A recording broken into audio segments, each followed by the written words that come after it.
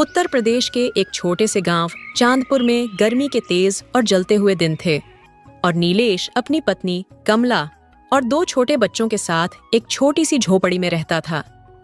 गरीबी ने उनकी जिंदगी को इस कदर घेर रखा था कि उन्हें रोज के खाने पीने के लिए संघर्ष करना पड़ता था।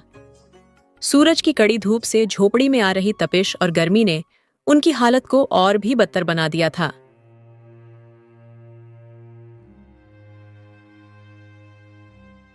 लेकिन नीलेश, क्या तुम्हें नहीं लगता कि इस गर्मी में जब हम इतना कष्ट सहते हैं तो हमें भी कुछ राहत मिलनी चाहिए? बच्चों के लिए तो कुछ ठंडा करने का भी कोई इंतजाम नहीं है। ठंडी छांव का तो नामो निशान नहीं है।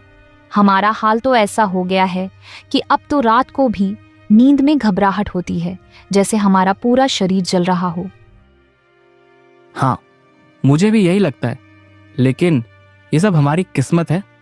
मेहनत करने के बावजूद कभी कोई मदद नहीं मिलती। ये गर्मी तो जैसे हमें और भी तोड़ देती है, लेकिन फिर भी हम हार नहीं मान सकते। हमें अपने बच्चों के लिए जीना है कमला। कुछ तो रास्ता मिलेगा, बस उम्मीद नहीं छोड़नी चाहिए। क्या करें नीलेश, इस तंगी और गर्मी से जूझते हुए जीना बहुत मुश्किल हो गया है। मैं तो बस यही सोचती हूँ कि किसी तरह इन हालातों से बाहर निकल सकें। बच्चे तो छोटे हैं, उन्हें देखकर मन बहुत दुखता है। तुम्हारी बात सही है कमला, लेकिन हमें कोशिश तो करनी होगी। कुछ ना कुछ करना होगा। मैं तुम्हारे और बच्चों के लिए हर मुश्किल से लड़ने को तैयार हूं। हमें कभी हार नहीं माननी चाहिए। छोटे छोटे बच्चे गर्मी के कारण चिढ़े हुए थे और कमला हर पल घर के कामों में व्यस्त होकर इस उम्मीद में जी रही थी कि किसी तरह उनका जीवन थोड़ा बेहतर हो सके।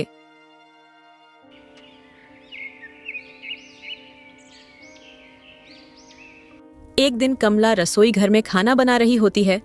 तभी उसके दोनों बच्चे उसके पास आकर कहते हैं, माँ, हमें कुछ ठंडी चीज दो ना, बहुत गर्मी हो रही है। पंखा भी नहीं चलता और हवा भी नहीं है। थोड़ा सा पानी या कुछ ठंडा दे दो, हमें बहुत प्यास लग रही है। हाँ माँ, मुझे भी गर्मी बहुत लग रही है। क्या हम लोग भी कभी अच्छे से ठंडी हवा में बैठ सकते हैं? हमें भी तो कभी आराम से सोने दो। इस गर्मी में तो कुछ भी नहीं किया जा सकता। कमला के चेहरे पर चिंता और दुख साफ नजर आता है और उसके आंसू बहने लगते हैं। माँ, तुम्हारे आंसू क्यों बह रहे हैं? क्या हम बहुत बुरा कर रहे हैं जो तुम्हें परेशान कर रहे हैं? हमें तो बस ठंडी हवा चाहिए, बस थोड़ी सी राहत चाहिए। माँ, तुम तो हमेशा हमारे लिए बहुत कुछ करती हो। हमें पता है कि तुम हमारे लिए सब कुछ करना चाहती हो। बस थोड़ा सा पानी और एक ठंडी हवा की थपकी दे दो ताकि हमें भी राहत मिले। बच्चों, मुझे बहुत दुख है कि मैं तुम्हारी मदद नहीं कर पा रही हूँ। इस समय मेरे पास तुम्हारे लिए कुछ भी ठंडा देने का सामर्थ्य नहीं है। घर में कोई ठंडी चीज नहीं है और तुम्हारे लिए कुछ करने का दिल बहुत तड़पता है। माँ, तुम चिंता मत करो, हम समझते हैं। हम भी कभी न कभी खुश होंगे। बस तुम हमें प्यार करती रहो। तुम दोनों की मुस्कान ही मेरे लिए सबसे बड़ी राहत है बच्चे। तुम लोग कहते हो तो लगता है जैसे मेरी सारी तकलीफें कम हो जाती हैं, लेकिन सच तो ये है कि हम जो चाहते हैं वो हमें मिल नहीं पाता। फिर भी तुम दोनों को खुश देखना ही मेरी जिंदगी का सबसे बड़ा सुख है। दूसरे कमरे में बैठे हुए नीलेश ने यह सुना और उसका दिल बैठ गया। उसकी आंखें नम हो गईं। महंगाई इतनी बढ़ गई थी कि बर्फ खरीदने के लिए भी पैसे नहीं थे। कैसा बाप हूं मैं, अपने ही बच्चों की छोटी सी ख्वाहिश पूरी नहीं कर सकता। 2 घूंट ठंडा पानी भी नहीं दे सकता। क्या इन्हीं हाथों से मैं अपने परिवार का सहारा बनने चला था? मेहनत करता हूं, फिर भी घर में कभी जरूरतें पूरी नहीं होती। ये गर्मी तो जैसे मेरे हालात का भी मजाक उड़ा रही है। हे भगवान, क्या गरीब का नसीब कभी बदलता है? क्या मेरे बच्चों को भी मेरी तरह यही गरीबी और बेबसी झेलनी पड़ेगी? क्या मेरी मेहनत कभी हमारे घर में ठंडक ला पाएगी? नीलेश अपनी बेबसी में डूबा सोच ही रहा था कि अचानक उसकी झोपड़ी की सूखी घास से बनी छत आग की लपटों में घिर गई। तपती गर्मी ने जैसे उसके आखिरी आसरे को भी जलाने की साजिश कर दी हो। कमला और नीलेश अपने दोनों बच्चों को लेकर घर के बाहर आ जाते हैं। कुछ ही देर में उनका घर जलकर राख हो जाता है। अब आगे क्या करेंगे? क्या कर सकता हूं कमला, ये घर ही तो था जो हमें धूप और बारिश से बचाता था, अब वो भी चला गया। लेकिन हमारे बच्चे कहाँ रहेंगे अब? घर जल सकता है लेकिन मेरा हौसला नहीं। मैं फिर से मेहनत करूंगा, फिर से अपने बच्चों के लिए छत बनाऊंगा। हम राख से भी नया आशियाना खड़ा कर लेंगे कमला।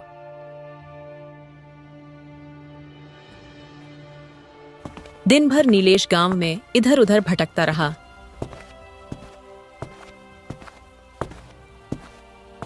एक दुकान पर एक छोटा सा काम मिलता है जिसके बदले नीलेश को मात्र 50 रुपये मिलते हैं।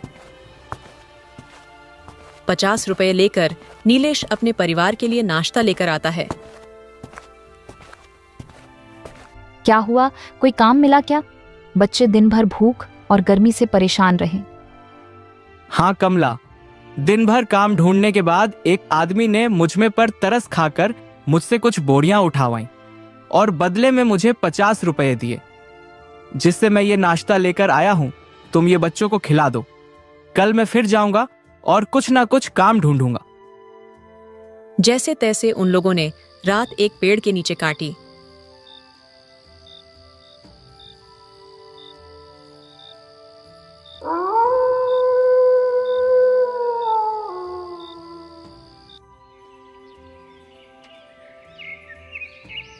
सुबह होते ही नीलेश जंगल की तरफ जाता है और बहुत सारे सूखी घास ले आता है, और शाम होने तक नीलेश उनके लिए एक छोटा सा घर तैयार कर लेता है।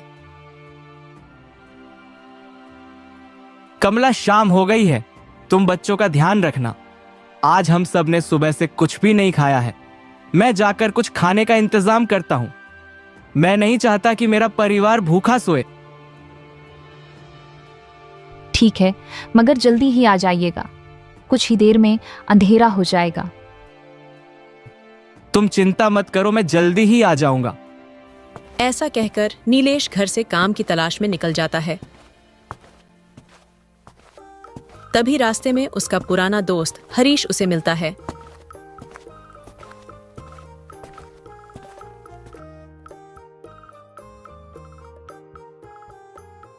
अरे नीलेश भाई, बहुत दिनों बाद नजर आए। क्या बात है, परेशान लग रहे हो? क्या बताऊं हरीश भाई, पहले तो बच्चे गर्मी से परेशान थे, फिर उसके बाद सूखी घास की बनी होने के कारण हमारे घर की छत भी जल गई। इतनी तपती धूप में अपनी पत्नी और बच्चों को लेकर पूरा एक दिन और पूरी एक रात मैंने एक पेड़ के नीचे काटी है। आज सुबह से ही जंगल से सूखी घास लाकर झोपड़ी बनाने में लगा हुआ था, इसीलिए सुबह से मेरा परिवार भूखा है। अभी मैं काम ढूंढने निकला हूं ताकि अपने परिवार का पेट भर सकूं।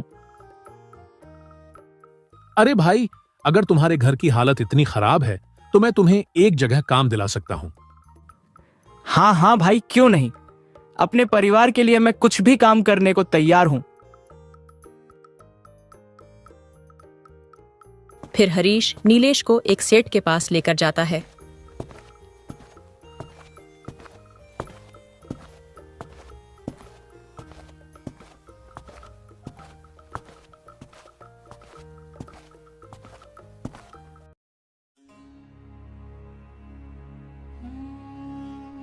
सेठ जी, ये मेरा दोस्त है, ये बहुत मुसीबत में है, कृपा करके इसे कोई काम पर रख लीजिए। मेरे पास अभी सिर्फ मेरे खेतों का काम बचा है। एक और बात, खेतों में काम करने के लिए मेरे पास बैल नहीं है। मेरे दोनों बैल बीमार हैं। अगर तुम्हारे पास बैल है तो कल से खेत पर काम करने आ जाना। क्या तुम इतनी धूप में हल चला पाओगे? सेठ जी, मेरे पास बैल तो नहीं है, लेकिन आप चिंता मत कीजिए, मैं कल से ही आपके खेत को जोतना शुरू कर दूंगा। लेकिन तुम अकेले सारा काम कैसे करोगे? तुम्हें पता है ना कितनी चिलचिलाती धूप होती है। इतनी गर्मी में तुम काम कैसे कर पाओगे? सेठ जी, मैं अपने परिवार के लिए कुछ भी कर सकता हूं। आप मेरी चिंता मत कीजिए, आपके खेतों में मैं हल चला लूंगा। ठीक है, तो फिर मेरा खेत बहुत बड़ा है। इतनी गर्मी में तुम ज्यादा से ज्यादा 4-5 घंटे ही काम कर पाओगे, इसलिए मैं तुम्हें सिर्फ 300 रुपए दूंगा। सेठ जी, इतनी चिलचिलाती धूप में आपको तो पता है ना कितनी लू चलती है। और आप मुझे सिर्फ 300 रुपये ही देंगे। ये तो बहुत कम है। देखो, तुम्हें काम करना है तो करो, वरना मैं ये काम किसी और से करवा लूंगा। नहीं नहीं सेठ जी, मैं यह काम करके अपने बच्चों को अच्छी जिंदगी देना चाहता हूँ, ताकि कम से कम गर्मी में थोड़ी ठंडक पा सके। आप चिंता मत कीजिए, मैं आपका काम करूंगा। ठीक है, तो फिर जाओ और कल से समय से काम पर आ जाना। इसके बाद हरीश और नीलेश दोनों सेठ के घर के बाहर आ जाते हैं। दूंगा। तुम्हारा बहुत बहुत धन्यवाद हरीश, जो तुमने मुझे काम दिला दिया। नहीं तो मुझे तो कहीं काम ही नहीं मिल रहा था। क्या तुम मेरी एक मदद और कर दोगे?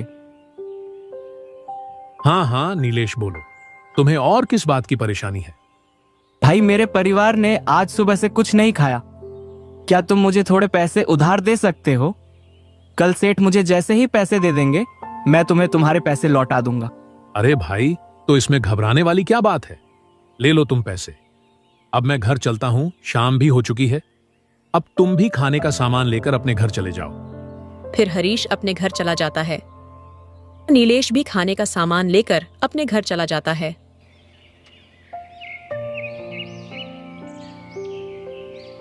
अगले दिन सुबह होते ही नीलेश सेठ के घर की ओर निकल जाता है। खेतों पर पहुंचकर नीलेश अपना काम शुरू कर देता है। चिलचिलाती धूप में नीलेश पूरी मेहनत से अपना काम कर रहा था। नीलेश अपनी पूरी मेहनत सिर्फ अपने परिवार के लिए कर रहा था। गर्मी की वजह से उसकी हालत बहुत खराब हो चुकी थी, लेकिन फिर भी बिना रुके वो अपना काम किए जा रहा था।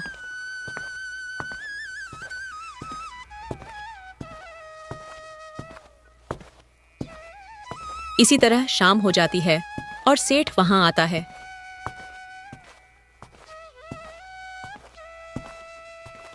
अरे वाह नीलेश, तुमने तो बहुत अच्छा काम किया है।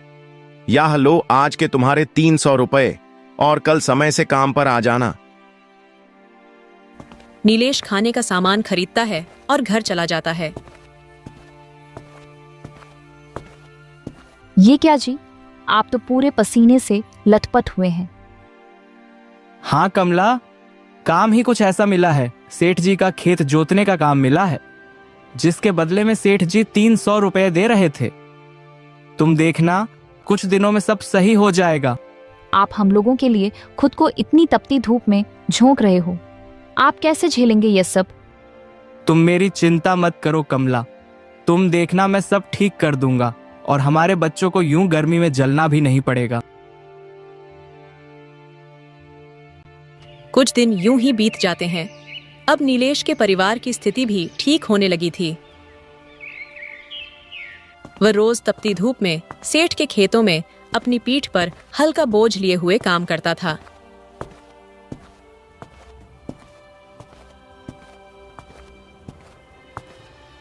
एक दिन नीलेश अपने घर आया तो कमला को उदास बैठे देखकर उसने पूछा, क्या हुआ कमला, तुम ऐसे उदास क्यों बैठी हो? छोटू की तबीयत बहुत खराब है। गर्मी की वजह से छोटू को लू लग गई। हम क्या करेंगे? हमारे पास तो इतने पैसे भी नहीं हैं कि छोटू को अस्पताल ले जा सके। तुम चिंता मत करो कमला, मैं देखता हूँ क्या कर सकता हूँ। सबसे पहले नीलेश हरीश के घर का दरवाजा खटखटाता है।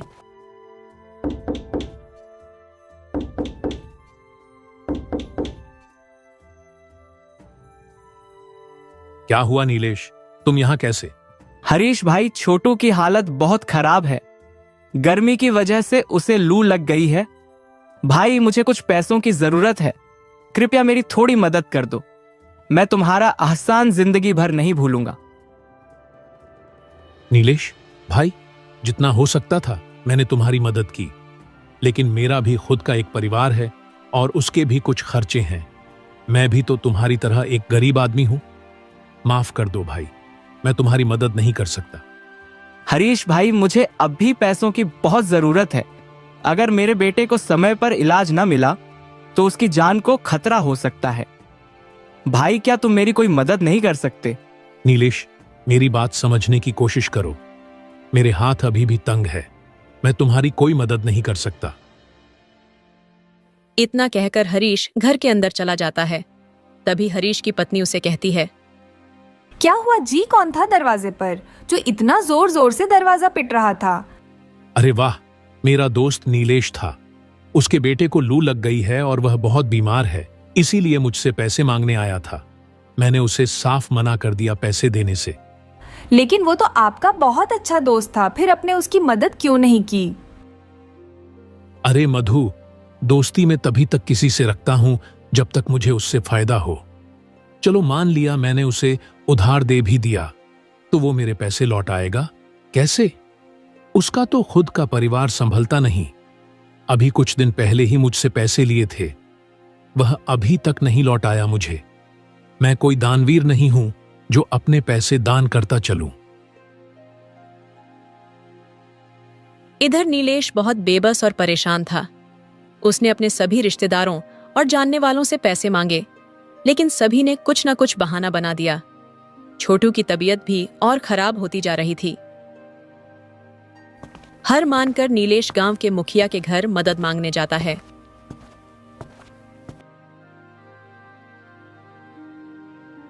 मुखिया जी, मेरा बेटा बहुत बीमार है, उसे लू लग गई है और उसका इलाज जरूरी है, लेकिन मेरे पास पैसे नहीं हैं जिससे मैं अपने बेटे का इलाज करा सकूं। मैंने अपने सभी रिश्तेदारों और जानने वालों से पैसे मांगे, लेकिन सभी ने कुछ ना कुछ बहाना बना दिया। अब एक आप ही से उम्मीद है। नीलेश, मुझे तुम्हारी बात सुनकर बहुत बुरा लगा। रिश्तेदार और दोस्त तभी तक साथ देते हैं जब तक इंसान के पास पैसा हो। लेकिन नीलेश, तुम तो जानते ही हो, गांव के जो भी छोटे मोटे काम चल रहे हैं वो मैं अपने पैसे से करा रहा हूं। अभी खुद मेरे ऊपर दुनिया भर का कर्ज हो रहा है। मैं तुम्हारी कोई मदद नहीं कर सकता नीलेश, अभी मेरे हाथ भी तंग है। तुम किसी और से मदद क्यों नहीं मांगते? मुझे उम्मीद है कोई और तुम्हारी मदद जरूर करेगा। कोई बात नहीं मुखिया जी, जब अपनों ने साथ नहीं दिया तो दूसरों से क्या उम्मीद रखा जा सकता है भला? अब तो वही होगा जो ईश्वर की मर्जी है। इतना कहकर नीलेश मुखिया के घर से निकल जाता है। आज सबने साबित कर दिया कि कोई किसी का अपना नहीं होगा। बुरे वक्त में कोई साथ नहीं देता। नीलेश बीच रास्ते में ही चिंता के कारण बेहोश हो जाता है। तभी रास्ते से गुजर रही एक औरत की नजर नीलेश पर जाती है। अरे ये कौन है और ये रास्ते पर ऐसे बेहोश क्यों पड़ा है?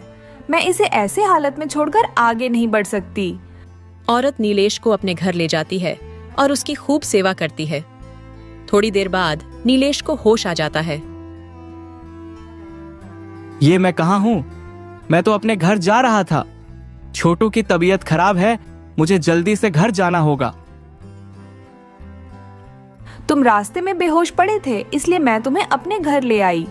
तुम ऐसी हालत में अपने घर कैसे जाओगे? अभी तुम्हें आराम की जरूरत है, तुम बाद में अपने घर चले जाना। आप कौन हैं और आपने मेरी मदद क्यों की?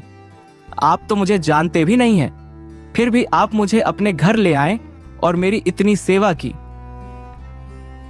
भगवान ने हमें एक दूसरे की मदद करने के लिए ही बनाया है। जब कोई परेशान हो तो हमारा फर्ज बनता है कि हम सामने वाले की मदद करें। हो सकता है, लेकिन मुझे तो लगता है कि लोगों को कोई फर्क नहीं पड़ता कि कोई मारे या जिए। लोग सिर्फ अपने लिए जीते हैं।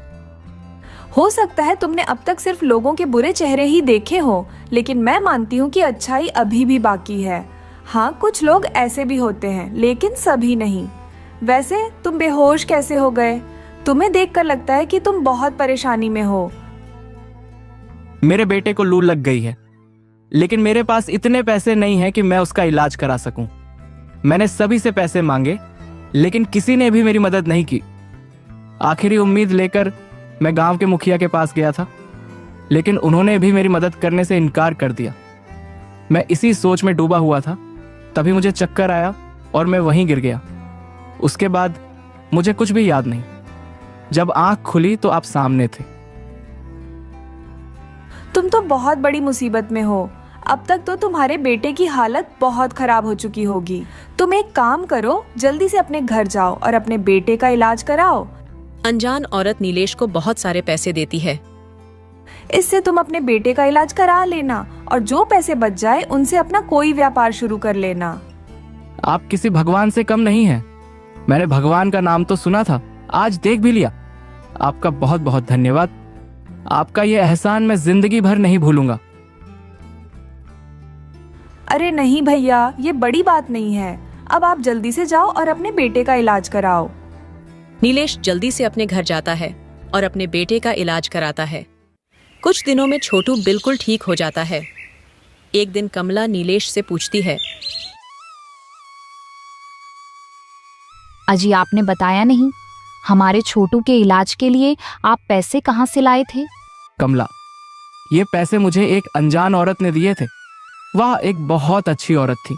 उसने मुझे पैसे दिए थे और कहा था कि छोटू का इलाज इन पैसों से करा लूं और बचे हुए पैसे से कोई व्यापार शुरू कर लूं। सच में वह औरत किसी भगवान से कम नहीं थी। अजी अभी तो हमारे पास बहुत पैसे बचे हैं, क्यों ना हम उन पैसों से कोई कारोबार शुरू कर लें। तुम्हारी बात तो सही है कमला, लेकिन हम करेंगे क्या? मैं तो कहती हूँ एक दुकान खोल लेते हैं जिसमें हम ठंडा शरबत और मिल्क शेक बेचेंगे। गर्मी के दिनों में लोग ठंडी शरबत का मजा ज्यादा लेंगे और मैं तो स्वादिष्ट शरबत बना लेती हूँ। हमें एक बार कोशिश जरूर करनी चाहिए। तुम ठीक कह रही हो कमला, गर्मी में हर कोई ठंडा ठंडा शरबत पीना चाहता है। मैं अभी बाजार से सामान ले आता हूँ। हम कल से ही अपना काम शुरू कर देंगे। नीलेश बाजार जाकर शरबत का सारा सामान घर ले आता है और अगले दिन से दोनों बाजार में अपना ठेला लगाते हैं। अरे नीलेश भैया, शरबत का कारोबार शुरू कर दिया क्या? अच्छा है, अच्छा है। अब जल्दी से मुझे ठंडी ठंडी शरबत पिला दो। देखो तो कैसा शरबत बनाते हो आप। हाँ हाँ भाई, क्यों नहीं। ये लो ठंडा शरबत, जल्दी से पीकर बताओ कैसा बना है। वो आदमी जैसे ही शरबत पीता है, उसे शरबत इतना अच्छा लगता है कि वह 3-4 गिलास शरबत पी जाता है। अरे भाभी जी, ऐसा क्या मिला दिया है शरबत में? कितना स्वादिष्ट है यह शरबत। प्यास तो बुझ गई, लेकिन मन नहीं भर रहा। लगता है बस पिता ही जाऊं। ऐसे ही नीलेश की दुकान पर भीड़ बढ़ती है और आज उसकी कमाई बहुत अच्छी हो चुकी थी। नीलेश रोज ऐसे ही अपना ठेला बाजार में लगाता और उसका सारा शरबत बिक जाता। धीरे धीरे नीलेश की शरबत की मांग और भी बढ़ गई। अब नीलेश की स्थिति में काफी सुधार हो चुका था। Ramu eka chotse gamba mem rahane vala eka sadarana kasanada, vaha garibada, lekina usaki mehanada ora amanadari pure gamba mem masahorati, usaka paravara chodada, usaki padni sita ora anaka beta chotu, Ramu ke pasa thori si jaminati, jisa paravaha dina rata mehanada karake fasala ugadada, ## kathanai bara javana Ramu ka javana asana nahimda. Kai bara suka parajata, Takabi barisa usaki fasalam ko barbada karadeti, Lekina Ramu kabi hara nahim manata, Vaha hara bara naya amida ke satha apani jamina ko jotata ora fasala yugan ki kazisa karata, ## ekadina ki gatana eka bara gamba mem eka setha aya, jo gariba kisanam ko karja dakara anaka sosana karatada, Ramu ko bi fasala bone ke lai paise ki jarurata ti, isali majabari mem usain setha se karja liya. Setha ne bari baeja lagakara use paise dai, Ramu ne kari mehanata ki ora fasala achi way, Lekina jaba vaha apani fasala bakain gaya, to use usita dama nahim mila, vaha parasana ho gaya kyonki use setha ka karja kukanada, ## Ramu ka sangarsa Ramu ne tanalia ki vaha apani mehanata ora amanadari se haisa samasya ka samadana nikolega, usain gamba mem duser kisanam se badaki ora anhem sangathita kia. Sabi ne milikara setha ke kilafa avaja utai ora eka nai mandi banai, jaham kasana apani fasala ka sahidama pa sakam, ## safalata ki ora Ramu ki mehanata rangalai, dur gamba ke kasana admanarbara ho gai, aba anhem setha ke karja para narbara nahim rahana paradada, Ramu ka paravara bi kusahala ho gaya, isa taraha Ramu ki kahani hamem sikati hai ki mehanata, amanadari ora akata se hara kathanai ko durakia ya sakata hai. Ramu एक छोटे से गांव में रहने वाला एक साधारण किसान था। वह गरीब था, लेकिन उसकी मेहनत और ईमानदारी पूरे गांव में मशहूर थी। उसका परिवार छोटा था, उसकी पत्नी सीता और उनका बेटा छोटू। रामू के पास थोड़ी सी जमीन थी जिस पर वह दिन रात मेहनत करके फसल उगाता था। कठिनाई भरा जीवन। रामू का जीवन आसान नहीं था। कई बार सूखा पड़ जाता तो कभी बारिश उसकी फसलों को बर्बाद कर देती, लेकिन रामू कभी हार नहीं मानता। वह हर बार नई उम्मीद के साथ अपनी जमीन को जोतता और फसल उगाने की कोशिश करता। एक दिन की घटना। एक बार गांव में एक सेठ आया जो गरीब किसानों को कर्ज देकर उनका शोषण करता था। रामू को भी फसल बोने के लिए पैसे की जरूरत थी, इसलिए मजबूरी में उसने सेठ से कर्ज लिया। सेठ ने भारी ब्याज लगाकर उसे पैसे दिए। रामू ने कड़ी मेहनत की और फसल अच्छी हुई, लेकिन जब वह अपनी फसल बेचने गया तो उसे उचित दाम नहीं मिला। वह परेशान हो गया क्योंकि उसे सेठ का कर्ज चुकाना था। रामू का संघर्ष। रामू ने ठान लिया कि वह अपनी मेहनत और ईमानदारी से ही इस समस्या का समाधान निकालेगा। उसने गांव में दूसरे किसानों से बात की और उन्हें संगठित किया। सभी ने मिलकर सेठ के खिलाफ आवाज उठाई और एक नई मंडी बनाई जहां किसान अपनी फसल का सही दाम पा सकें। सफलता की ओर रामू की मेहनत रंग लाए। धीरे धीरे गांव के किसान आत्मनिर्भर हो गए। अब उन्हें सेठ के कर्ज पर निर्भर नहीं रहना पड़ता था। रामू का परिवार भी खुशहाल हो गया। इस तरह रामू की कहानी हमें सिखाती है कि मेहनत, ईमानदारी और एकता से हर कठिनाई को दूर किया जा